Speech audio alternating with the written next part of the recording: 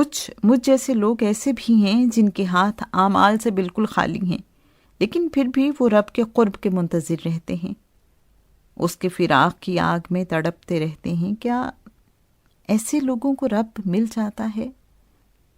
جناب قبلہ سید سرفراز احمد شاہ صاحب بڑے حوصلہ افزا اور تسلی دینے والے انداز میں فرماتے ہیں، رب کا جود و کرم بے حد و حساب ہے۔ وہ انتظار نہیں کرتا کہ بندہ مانگے تو وہ تب ہی اسے دے، وہ مانگے بغیر دیتا ہے۔ وہ مالک کل ہے، اپنی مرضی کا مالک ہے، کسی کو جواب دے نہیں۔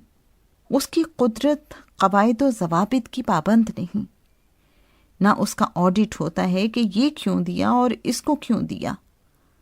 رب بخشنے پر آتا ہے تو اس طوائف کو بھی بخش دیتا ہے جس نے ایک پیاسے کتے کو پانی پلایا تھا، پکڑنے پر آتا ہے تو اس ولی اللہ سے بھی بدلہ لے لیتا ہے جس نے پتے پر بیٹھی چیونٹی کو دریا میں ڈبو دیا تھا۔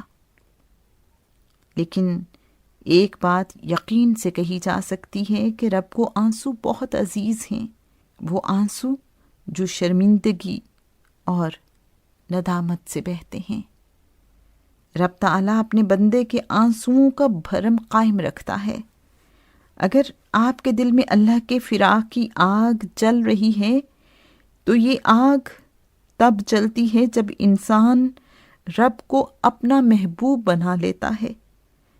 اگر آپ نے رب کو اپنا محبوب بنا لیا ہے تو یہ رب کی وفاداری اور حیا کے خلاف ہے کہ وہ آپ کو اپنا پیارا نہ بنائے۔ وہ ضرور آپ کو اپنا پیارا بنائے گا اگر آپ واقعی اس کے فراق کی آگ میں تڑپ رہے ہیں۔